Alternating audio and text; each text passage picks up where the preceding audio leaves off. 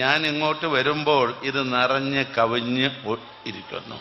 ഇത്ര ആളുകൾ വെളിയിലുമുണ്ടെന്നുള്ള കാര്യം ഇതിനകത്തിരിക്കുന്നവർക്ക് അറിയില്ല എന്നാണ് എനിക്ക് തോന്നുന്നത്. ഇത് വാസ്തവത്തിൽ എന്തോ ഒരു വലിയ മാന്ത്രിക ശക്തി നമ്മുടെ ഉസ്താദിനുണ്ട് എന്നതിൻ്റെ തെളിവാണ്. ഞാൻ ഇന്ന് രാവിലെ പ്ലെയിൻ ഇറങ്ങി, കുറച്ച് ആളുകൾ ഈ യോഗത്തിൽ സംബന്ധിക്കേണ്ടവർ ആ പ്ലെയിനിൽ ഉണ്ടായിരുന്നു. വന്നിറങ്ങുമ്പോൾ എന്തൊരു മഴയായിരുന്നെന്നറിയാമോ? ഞാൻ ധരിച്ചു ഇതാകെ ഇന്ന് കലങ്ങിപ്പോകുമെന്ന്. പക്ഷേ എന്താണ് ഉസ്താദ് ഇതിന് ചെയ്തത് എന്ന് അന്വേഷിക്കേണ്ടിയിരിക്കുന്നു.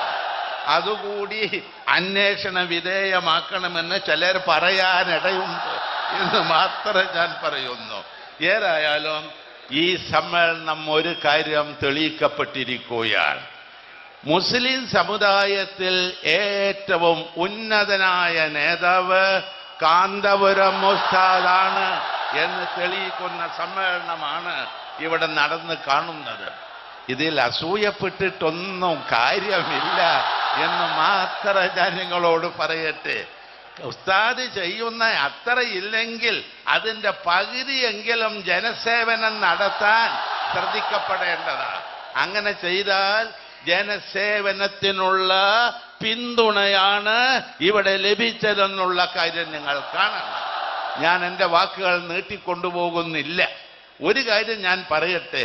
17 ദിവസം കാസർഗോഡ് നിന്ന് തിരുവനന്തപുരം വരെ ഉഴുത് മറിച്ച് നല്ല മണ്ണ് പാകപ്പെടുത്തിയെടുത്ത് ഇന്ന് ഉസ്താദ് നല്ല വിളവുള്ള ഈ പറയുന്ന മാനവികത ഇവിടെ നട്ടിരിക്കുകയാണ് എന്ന കാര്യത്തിൽ സംശയമില്ല. ഇത് വളരും. ഇതിനെ നശിപ്പിക്കാൻ ഒരു കീടത്തിനും സാധ്യമല്ല എന്നുള്ള കാര്യം നിങ്ങൾ ഓർക്കണം. കീടനാശിനി പ്രയോഗിക്കാതെ തന്നെ കീടം നശിക്കും, അതിന് യാതൊരു സംശയവുമില്ല. ഈ മാനവികത ഈ മണ്ണിൽ വളരും. കാരണം ആ നിൽക്കുന്നത് മുസ്ലിം പള്ളിയാണ്, അതിനെ തൊട്ട് കാണുന്നത് ഹൈന്ദവ ക്ഷേത്രമാണ്, അതിൻ്റെ മുമ്പിൽ കാണുന്നത് ഒരു ചർച്ചാണ്. ഇത് ഈ മൂന്നിൻ്റെയും സംഗമമാണ്.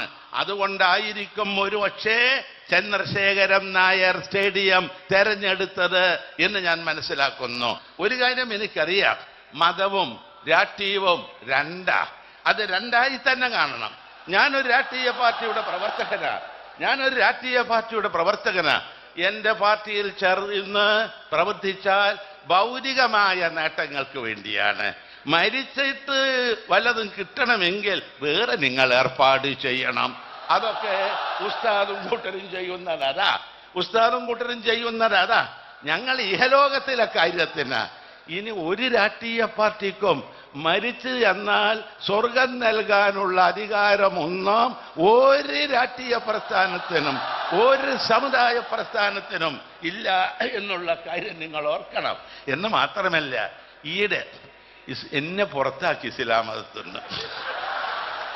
ഒരു രാഷ്ട്രീയ പാർട്ടിയല്ല, ഒരു മതസംഘടന എന്നെ പുറത്താക്കി. ഞാൻ പണ്ടും അവരെ കൂടെ ഇല്ല, പിന്നെ ഇപ്പൊ പുറത്താക്കണ്ടേ അവരെ? ഞാൻ എന്നും ഒരു മുസ്ലിമാ. ഇസ്ലാം മതം എന്താണെന്ന് എനിക്കറിയാം. അവരൊന്നും എന്നെ പഠിപ്പിക്കേണ്ട. വേണമെങ്കിൽ അതുകൊണ്ട് എന്നെ ഇസ്ലാം മതത്തിൽ നിന്ന് പുറത്താക്കി 2 ആഴ്ച മുമ്പ്. എനിക്കത് മനസ്സിലായി. ഇങ്ങനെയൊക്കെ ഇസ്ലാം മതം കൊണ്ടുപോയാൽ എവിടെ പോയി നിൽക്കും? ഞാൻ ചോദിക്കട്ടോ. അതും ഞാൻ ആ സംഘടനന്റെ പേര് പറഞ്ഞപ്പോ ഈ സരസ് വഷളാക്കുന്നില്ല. പക്ഷേ ഞാൻ ഒരു കാര്യം നിങ്ങളോട് പറയുന്നു. ശാന്തി, സമാധാനം, മാനവികത ഇതൊക്കെ രാജ്യത്ത് വളർത്തലാണ് ഏതൊരു മനുഷ്യന്റെയും കടമ. അതിലേക്കാണ് ഉസ്താദിന്റെ പ്രവർത്തനം. അതുകൊണ്ട് ഞാൻ ഒന്ന് പറയുന്നു, ഈ സന്ദേശം മരണം വരെ മുറുകെ പിടിക്കാൻ നമുക്ക് സാധിക്കണം. നമ്മുടെ പ്രതിജ്ഞ അതാ. നമ്മൾ ഓരോരുത്തരും മനസ്സിലാക്കേണ്ടത് അതാ.